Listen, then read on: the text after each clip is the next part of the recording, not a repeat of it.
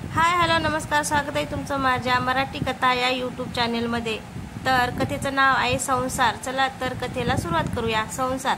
सुनंदा ये सुनंदा, अगं इकडे ये बघ, तुझ्यासाठी मी काय आणलंय ते, असं म्हणत पंकज आपल्या बॅगमधून 2 ग्लास व 2 वाट्या बाहेर काढल्या आणि सुनंदाच्या समोर ठेवल्या। तसा सुनंदाच्या डोळ्यासमोर 2 महिन्यापूर्वीचा तो प्रसंग जसाच्या तसा उभा राहिला। डोळ्यात आसावं जमा झाली। त्या आसावाच्या धुक्यात तिला मागचं सारं काही हळूहळू दिसायला लागलं होतं।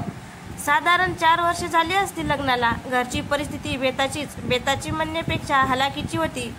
श्रीमंत बापाची लाडकी कन्या, गरिबी, काटकसर, टंचाई इत्यादी शब्द तिच्या डिक्शनरीत येण्याचे काही कारणच नव्हते। याच्या अगदी उलट पंकजच्या घरची परिस्थिती 18-20 दारिद्र्य, जणू 5वीलाच पोहोचलेले। हौस चैन या गोष्टी त्याला स्पर्शही करू शकल्या नव्हत्या। भरपेट खाणे हा शब्द केवळ पुस्तकात वाचूनच माहीत होता। तोंडाची अन भाकरीची भेट अगदीच दुरापास्त होत होती। 10-12 वर्षाचा असतानाच पडलेल्या दुष्काळानं पंकजच्या घरासहित सर्व गाव होरपळलेलं होतं। लागोपाठ 2-3 वर्ष सलग दुष्काळानं पुढच्या 10-15 वर्षाची परिस्थिती हालाकीची करून ठेवली होती। मात्र एक चांगली गोष्ट होत होती, कशाही परिस्थितीत जीव जगण्यासाठी जिद्द माणसात निर्माण होत होती। येईल त्या परिस्थितीला सामोरे जाण्याची मानसिक तयारी बहुतेकाची होत होती। त्यांच्यातीलच एक म्हणजे पंकज। वयाच्या 10 वर्षापासूनच पंकज स्वकष्टाने जगायला शिकला होता। मिळेल ते काम करून मिळेल तेवढ्या पैशात शाळेचा खर्च भागून स्वतःचे पोटही भरत होता।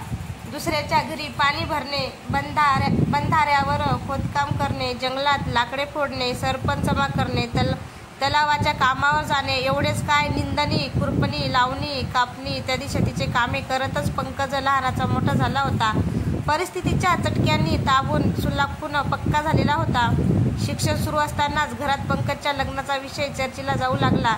घरात शेतात कामाला माणसं कमी पडतात म्हणून हक्काचा एखादा माणूस घरात यावं हा त्या मागचा उद्देश। वधू संशोधन सुरू झाले, परंतु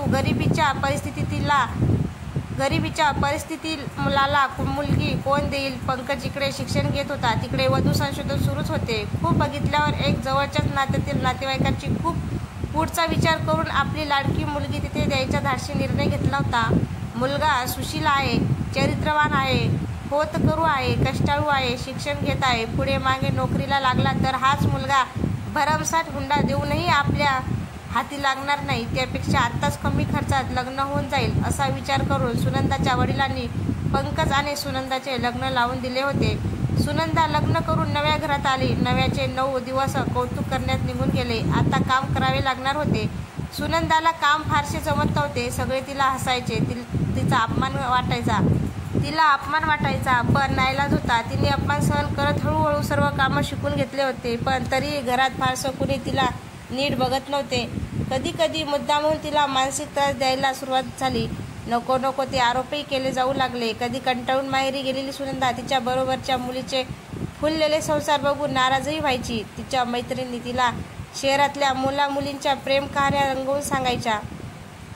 कुणी एखादी उगीच तिला सांभाळून राहा असा फुकटचा सल्लाही न मागता द्यायची। जग हे असंच असतं ना, सरळ चालणाऱ्याला कधी सरळ चालू देत नाही, उगीच त्याला संभ्रमित करतील, नको असलेले रस्ते दाखवतील। हे सुनंदाच्या बाबतीत घडू लागले होते। पंकज शहरात राहतो तेव्हा त्याचेही असे काही होणार नाही याची काय खात्री, असेही कोणी तिला पटवून द्यायचा प्रयत्न करायचे। ती आणखीनच उदास राहू लागली। सासरला आल्यावरही तिच्याशी कोणी नीट बोलत नव्हते। अशा उदासीतून तिच्या हातून अजूनच छोट्या मोठ्या चुका घडायच्या। तिच्या घरात फारसा उपयोग होत नाही हे पाहून घरच्या लोकांनी तिला घरातून निघायला इच्छा होईल अशा प्रकारे त्रास द्यायला सुरुवात केली होती। पंकजला ही गोष्ट कळली तेव्हा त्याने खूप विचार करून तिला सोबत घेऊन जाण्याचा निर्णय घेतला। आणखी एक जबाबदारी खांद्यावर घेऊन पंकज शहरात राहायला आला होता। सुनंदाशी लग्न करून शिक्षण, नोकरी आणि संसार अशा 3ही जबाबदारीत तो जगत होता आणि या संसारात त्याला सुनंदाची समजस अशी साथ मिळत होती।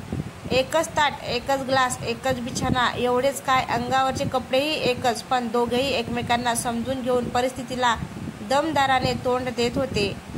शेजारी राहायला आलेल्या नवीन जोडप्याचा सुखी संसार पाहून सुनंदाच्या मनात कधी निराशेचा भाव निर्माण व्हायचा, पण पंकज समजूत घालायचा आणि सुनंदा समजून घ्यायची।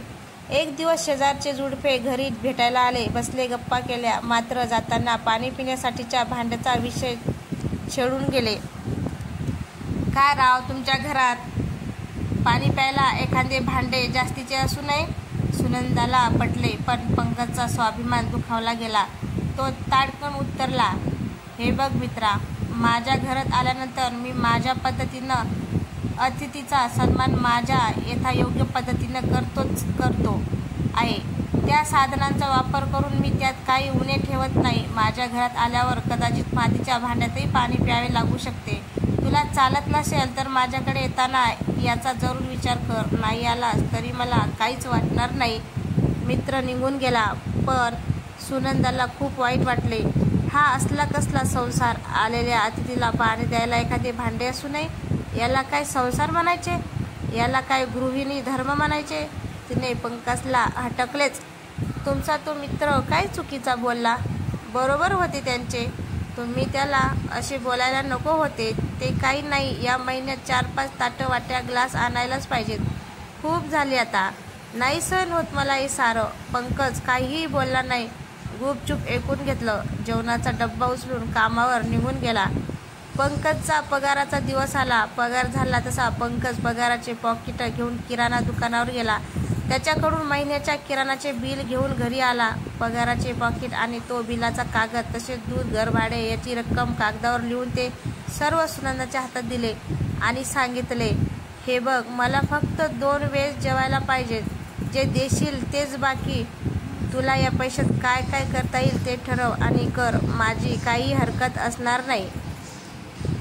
सुनंदाच्या लक्षात आले, पंकज दुखावला गेलाय. एवढ्या पैशात सारे करणे आपल्या अवक्या बाहेरचे आहे. तिने माफी मागितली. पुन्हा कधीही कुठलीही मागणी न करण्याचे तिने मनाशी ठरवले. पंकज थोडंसंच गालात हसला. याची मात्रा बरोबर लागू पडली होती. त्यानेही मनात ठरवले, बिचारी सांगेल तसे ऐकते. तिला नाराज नाही करायचे. जमेल तेव्हा घरात लागणाऱ्या वस्तू आपणच आणायच्या.